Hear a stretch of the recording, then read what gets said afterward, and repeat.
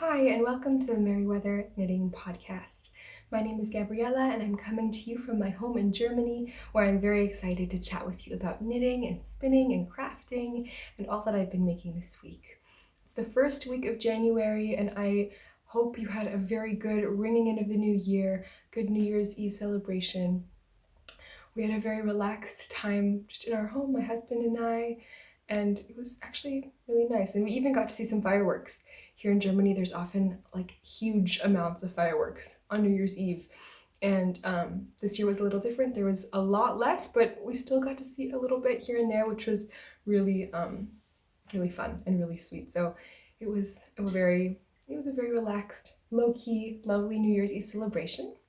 And I'm loving this new beginning of year kind of fresh start feeling. I feel like I really love January for that reason. I also love January because it's my birthday month. My birthday is approaching, and I feel like, I don't know, a lot of people don't like January. I've heard from a lot of people that they feel like January and February are like the worst months of the year, and I just don't feel that way. I love these months. I love these hard winter months. I think also if you're a knitter or a crafter, it's a very good crafting time, and so I enjoy these months for that reason. But I also just think, I don't know, I just think there's something so sleepy and wonderful about January and February, at least in the northern hemisphere. Of course, if you're living in the southern hemisphere, it's like a completely different story in summer for you. But I'm happy to be welcoming January, and I'm excited for my birthday. Last time we spoke, I was just about finished with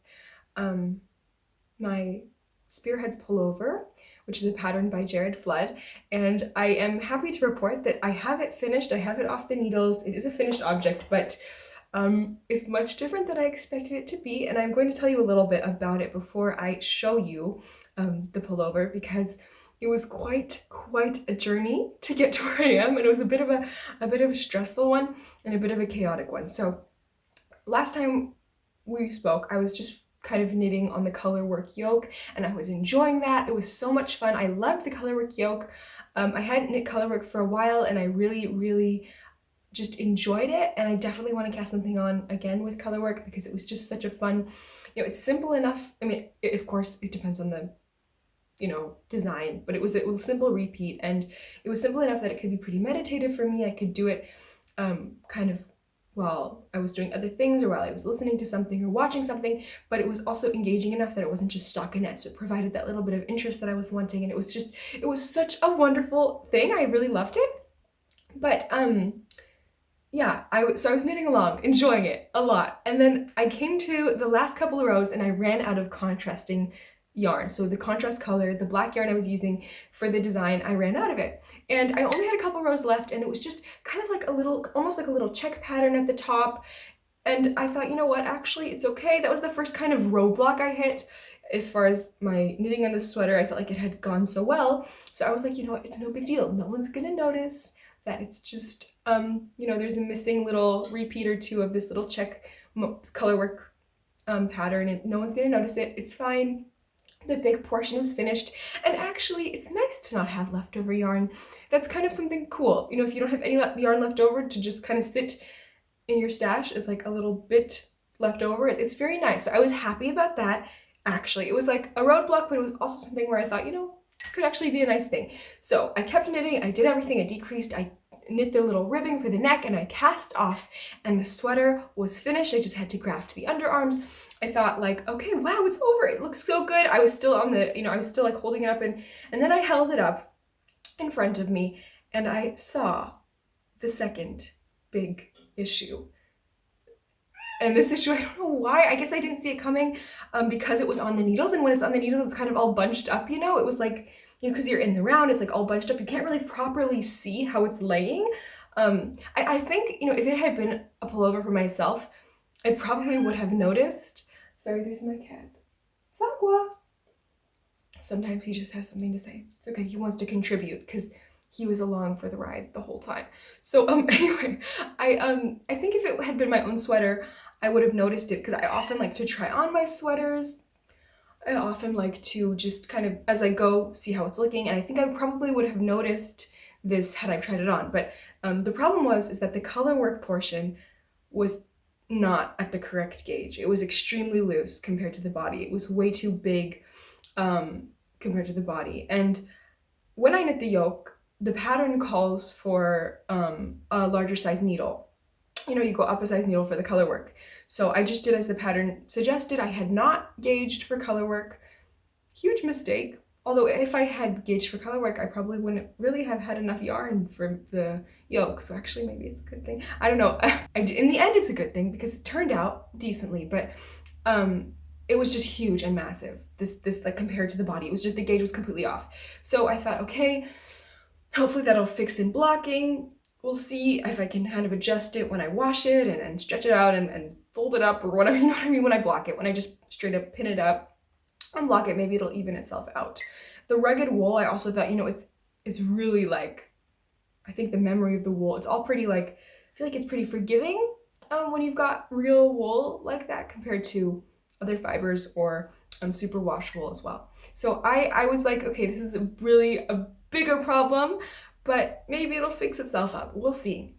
And yeah, I guess I should have, first of all, I should have gauged at all properly. I did not gauge properly for this project. I told you I had gauged, you know, I used the sleeve as my gauge swatch, but I kind of feel like, did I really check it? I mean, I measured it. I used my little ruler, you know, measuring tape, and I looked at it, but I feel like I was a little bit careless in my gauge checking it with this project.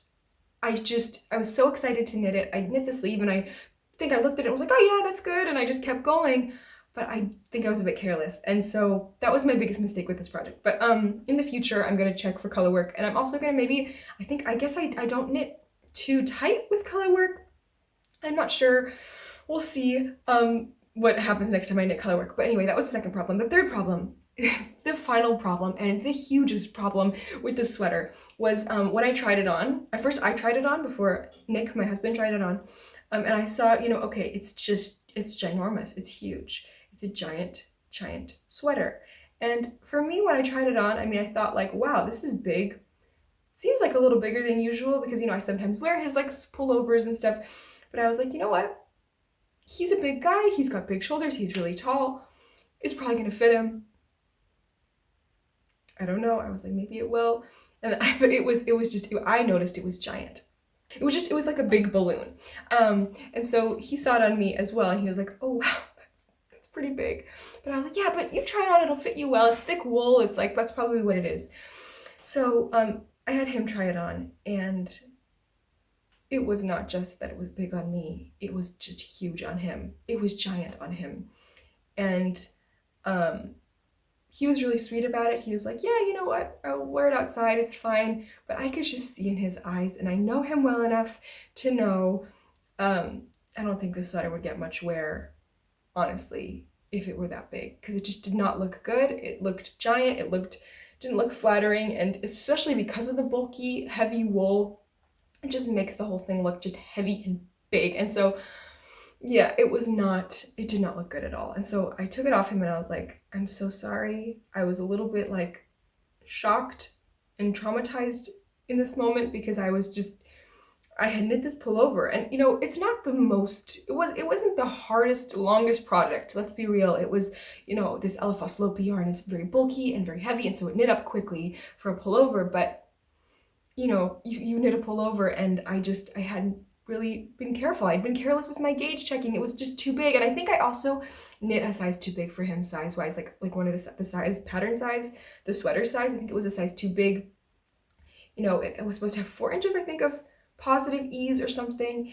And I'm not sure exactly, but that was just too much. There were 2 sizes, and he was kind of actually technically the lower size, but he was like, I want a layer. So I thought, okay, I'll just knit the size up. And that was a big mistake as well. So it was just a combination of problems that arose from that. And I was like, okay, what am I gonna do now? Am I gonna rip out this whole sweater, or am I going to like just forget about it? Am I gonna give it away? Am I just gonna let him wear it? So I was like, I'm not gonna rip this out. I did not feel like it. I've talked about that before.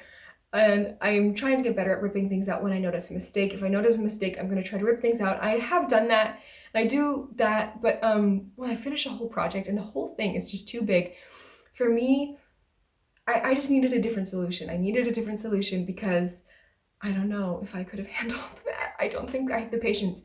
So I decided I was going to take a risk and do something crazy. And that risk was I decided I was going to felt the sweater, the complete sweater. Now, in my research, I found out that I think it's called filling, not felting. When you shrink a garment that's too big or big, and you shrink it with agitation and heat, that's called filling, not felting. But I'm just gonna call it felting for the purpose of this video. Let me know if you know better than me, and you probably do, what it is called. So I went ahead and I felted the sweater. I'm sorry about that, and I'm gonna show you now how it looks. So this is it. This is my Spearheads by Jared Flood felted version. I'll show you, I'll try to stand up. There it is. It's giant still, but it's been filled or felted. Yeah, it turned out okay. I've never in my life intentionally or unintentionally felted or filled a garment or a knitted object. I mean, I think, through wear and tear, I've had some felting happen in garments. And I know that some store-bought sweaters I've shrunk on accident, or I have maybe one, I think I shrunk by mistake. But I've never intentionally felted anything or unintentionally. So this was a completely new experiment for me. I had never done this before, and I was extremely nervous, but I was also just empowered by the fact that the sweater was so big. And I just thought, you know what? I'm gonna do it. If it's too small, I'll wear it, or I'll give it to someone else. And I just thought it can't get any worse. And I knew that this was a huge risk for me because I don't have experience with this. This was something completely new for me, but I just decided to go ahead and do it. And so I did. I took this sweater, I put it in a pillowcase, closed it up, which was an amazing tip I read online, to put it in a pillowcase or put it in some kind of a bag, because it can, the fiber, when it sheds, it can ruin your washing machine, which I would not have known. And honestly, when I emptied out the pillowcase, it was full of little fiber chunks and wool pieces, and that would have totally not been good for my machine. So I'm really happy I did that. But and I just threw it in the wash and put it on a high heat, high agitation cycle, and I left it, and I just went away, and I went about my business, and I let it work its magic in the machine. And when I came back, it was this. It was ready. It was felted. And I took it out of the bag, and honestly, it was too small.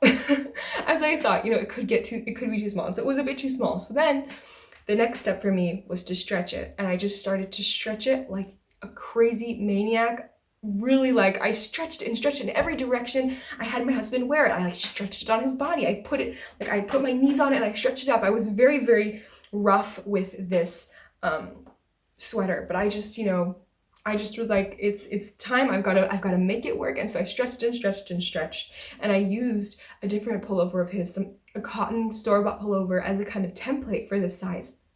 So I stretched and stretched and stretched, and it kept shrinking and stretching and shrinking and stretching. And over the course of a day or two and lots of stretching, I feel like I spent hours trying to stretch it out. It kind of fits him. It dried and it fits him pretty well. The body fits him pretty well. I would say it's a tiny, tiny touch short still, but I also think that could change. That could stretch out over time. Maybe not, but we'll see. It's also not a big deal. It keeps him nice and warm. And the sleeves are on his wrist. They're not super short, but I would say they hit right here. So actually a bit short for him, and it bothers me, how short they are, but I'm gonna have him hold them up. Maybe I'll wet it again and stretch it. I don't know what I'm gonna do, but they're just a touch too short on his wrist.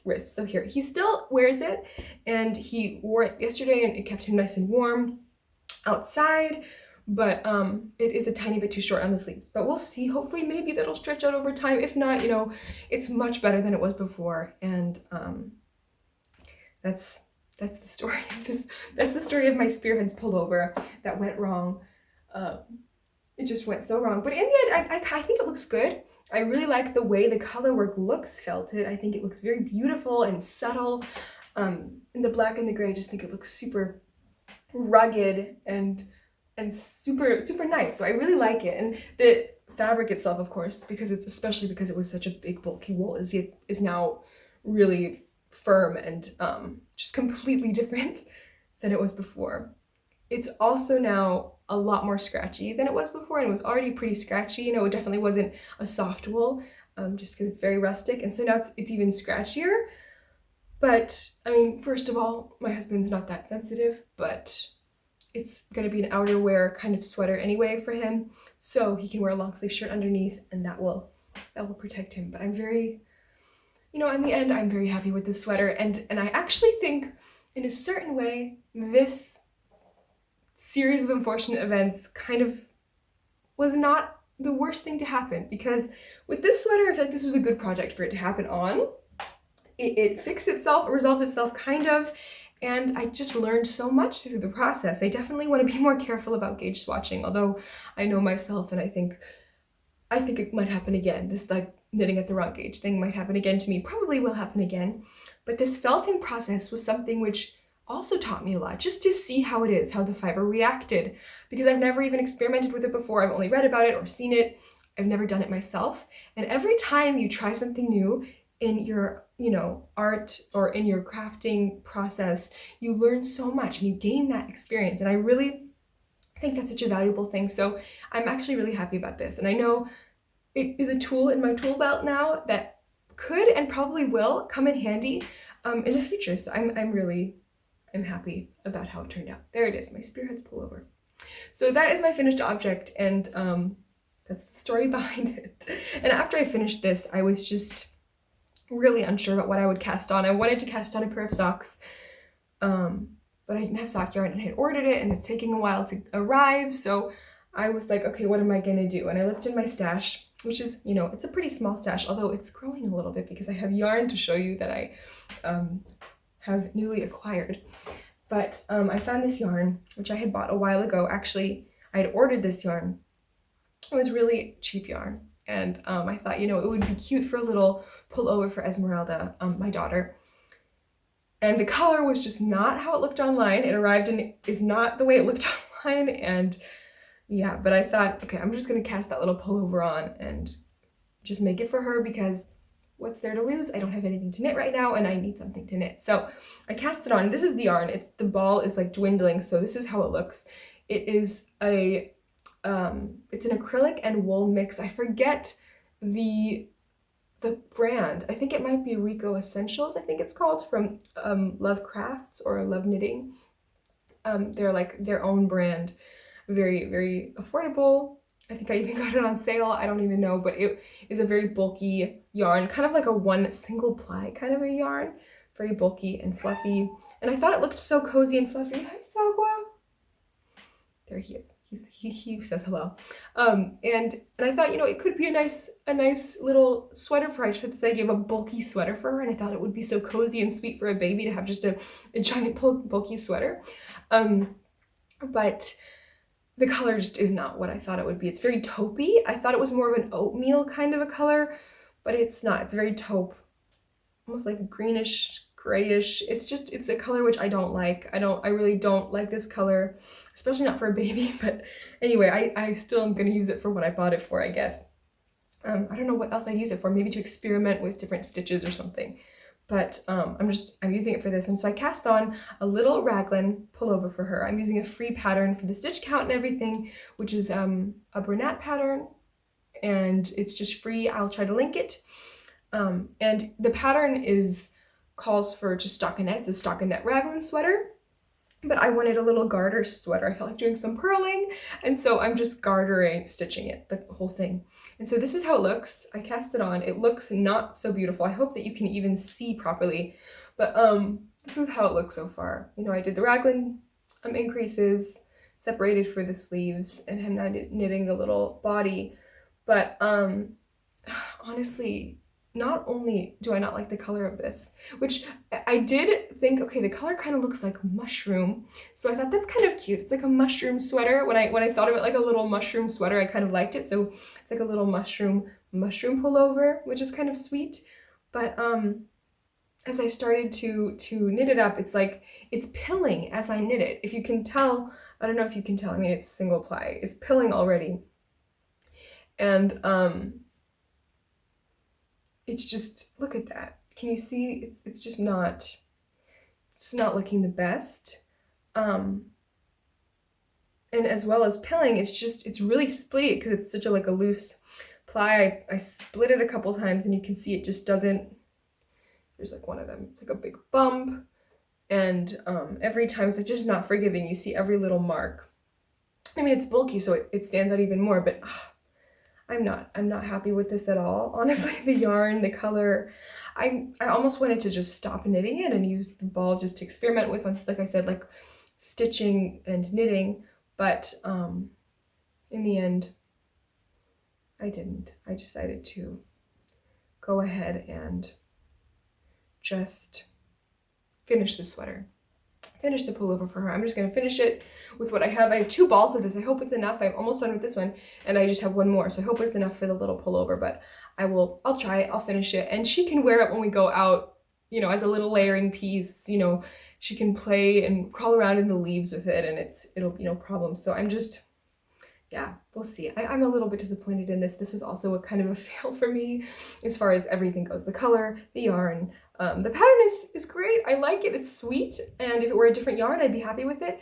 But, you know, it's just not the best. But I'm going to finish it because I have nothing else to work on right now.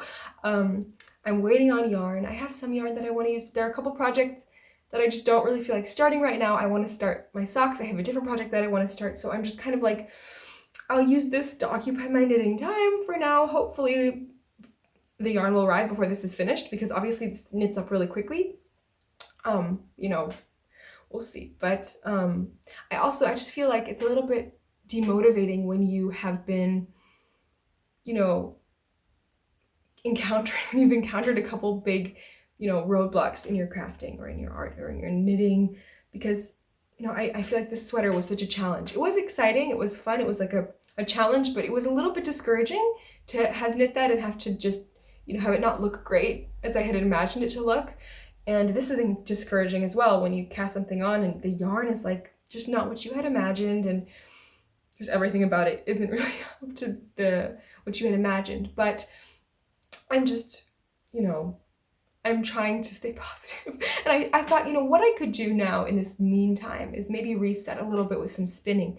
I haven't spun much in the past couple of weeks at all. And I feel like it may be time to pull out my drop spindle. So this morning I thought that, and I thought, you know, I'm going to do a bit of spinning this week because like spinning resets everything a little bit. It's such a nice change. And I just think also the physical movement of spinning. I spin on a drop spindle.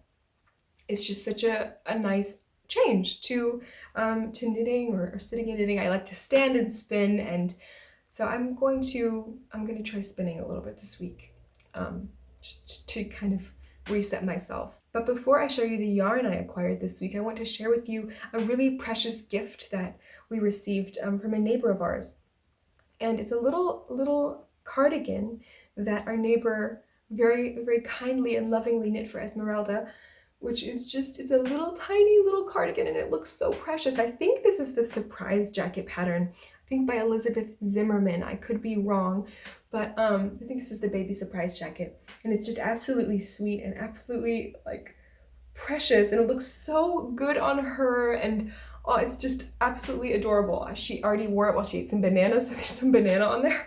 So I hope you'll forgive that it's not in its perfect condition, but it's nice and, you know, warm and cozy, and very kind of fluffy and, you know, squishy yarn, which is just so precious. It's an absolutely lovely little jacket, and I thought I'd share it because it's also a little hand knitted object, and I just found it so adorable. And I love the knitted buttons. I've never knit buttons before, and I think that's something I'd love to try sometime, is knitting some buttons. Look how precious. Or are they crocheted? Are they crocheted buttons? I don't know. you let me know if you know. But this is it. They look super sweet. This sweater is just lovely. So there, that's that. I thought I would just share with you.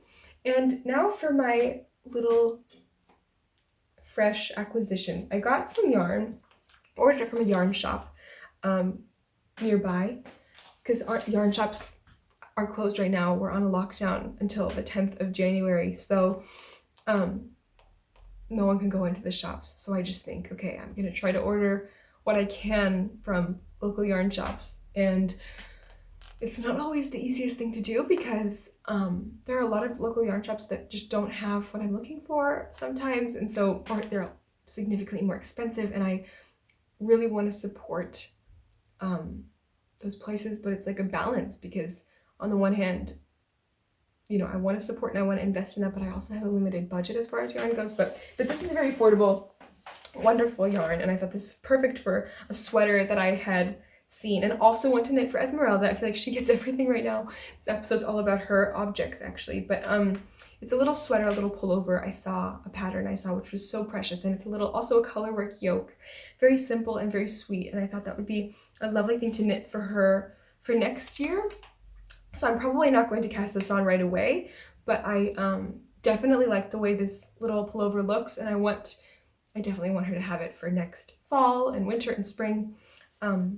So I got the yarn for that size, and these are the yarns. It's the Rauma Garn. This is, I don't know how to pronounce it, I'm just saying in the German, Rauma Garn Finull, I don't know how to say it in the proper way, so you will bear with me with that, but it's just a lovely fingering weight 100% wool yarn, and it's really really woolly. It feels really woolly and nice. I really love the texture. I love the way it feels, and I can't wait. I think it's going to be the perfect yarn for this little pattern.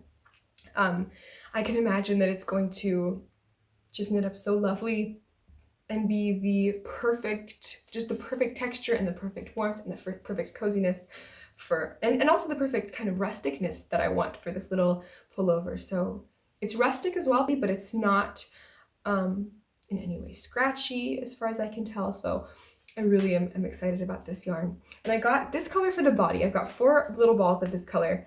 This is, I forget the name of this color. I don't know if it has a name.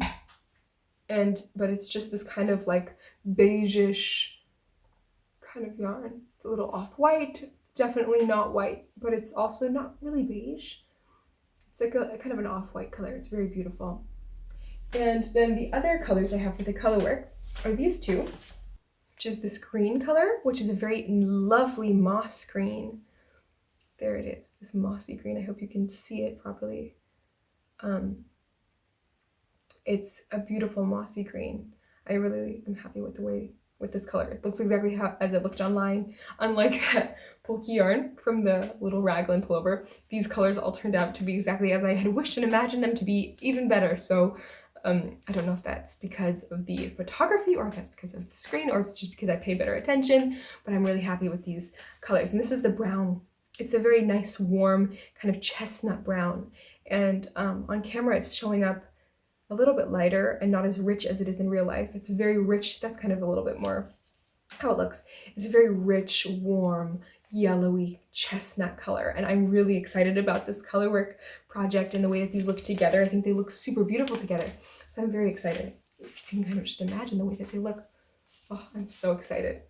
There they are. So that's my little acquisition, and I'm waiting on more yarn. I'm actually waiting on quite a bit of yarn, kind of my Christmas yarn.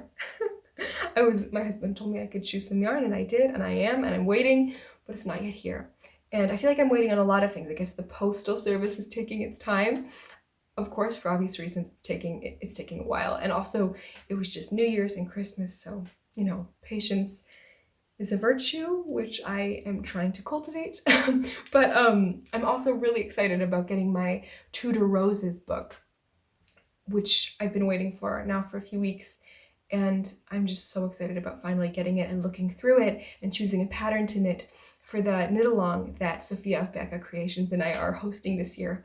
It's just going to be such a joy to look through it and really think about which pattern I want and choose it and choose the yarn. And I'm excited to take you with me on that. And I hope that some of you will also join us in this True to Roses knit along. It's really a very, very exciting process. And I feel like this book is full of amazing, iconic patterns. I'm so excited to knit. So yeah, that's what's coming up. This next week is going to be a very nice, calm one, kind of readjusting to life after the holidays. Even though things were a bit more low-key than usual, I still feel like it's a kind of like a readjustment after every holiday season to just kind of recalibrate and get back into a rhythm and a regular life rhythm. I feel like the Advent time is kind of a special season where things are just so different. And now we're entering back into normal life. Although, as I said, my birthday's coming up, and so for me, I feel like the next couple of weeks are still special, and I'm still kind of taking it easy, giving myself time to just enjoy and sit and knit, but trying to start things off really well. This year I have had another resolution, not knitting related, but to pretty much try to cook things homemade as much as possible. Not use anything out of a jar, not use anything kind of pre-made, because while I was pregnant a year and a half ago, or more than a year and a half ago now, but I had really bad morning sickness and I couldn't cook. I could not stand in the kitchen at all. I felt so sick, and I hope that's not too much information, but it was such a hard time for me. And I'm so amazed by women who have, another child or multiple children while they have morning sickness, because you have to cook. You really have to cook. You have to find a way to do it. But I didn't have anyone to cook for except my husband, so we just kind of I let him take care of himself, and I did not enter the kitchen at that time. And I just kind of ate crackers and survived those first couple of months. Actually, I had morning sickness for 20 weeks, so the first half of my pregnancy. But and I had it all day. But in that time, I kind of got out of my rhythm of cooking. And before that, I had loved cooking things homemade. I had loved making my own almond milk. I had loved making all my own sauces, everything homemade. And I just had really enjoyed that and had kind of invested in that time-wise. And it's something that I love to do, it's something I just love to do. It really relaxes me. It's something that I enjoy. It's not like something I'm forcing myself to do because I feel like, for any other reason other than the fact that I just enjoy cooking and I love to do it, and I love just having homemade meals on the table as much as possible.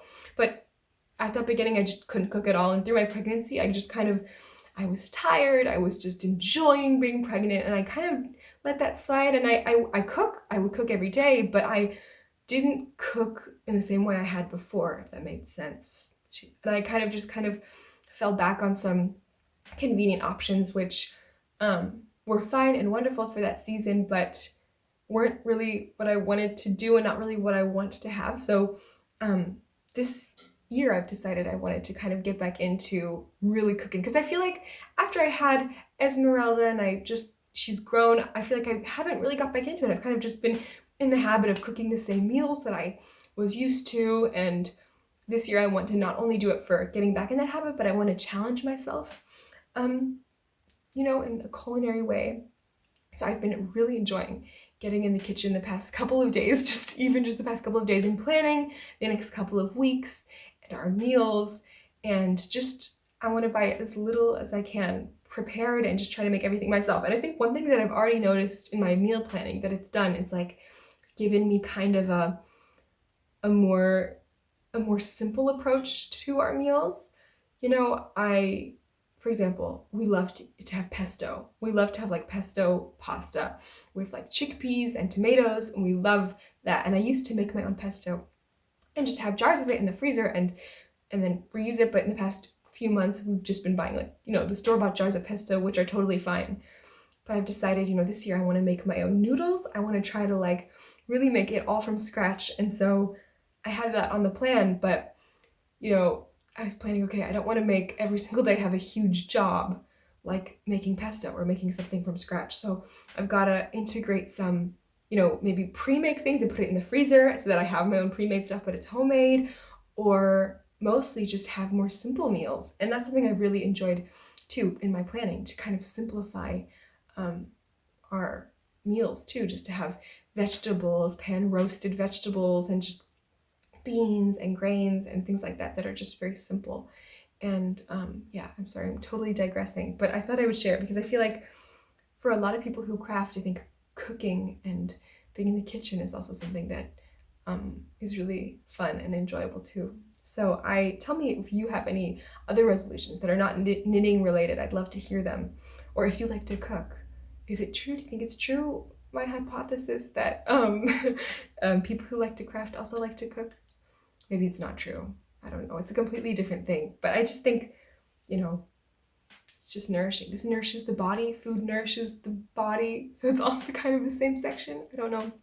But anyway, I am hoping that you are doing really well and that you have a wonderful beginning to 2021 and that all of your resolutions get off to a very good start. My mother always said to start your resolutions on like the Monday after New Year's or 7 days after New Year's. She always told me, don't say the 1st of January, say like the 7th of January, or this year I think it's the 4th of January, that's Monday, because then you have time to just adjust, you know, figure things out and then begin. And I think that's a very smart idea. I think it's a very good idea, although I've tried to already begin my some of my resolutions.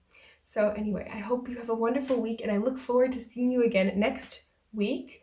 I record videos every single week. You can find me on Ravelry as gabriellak.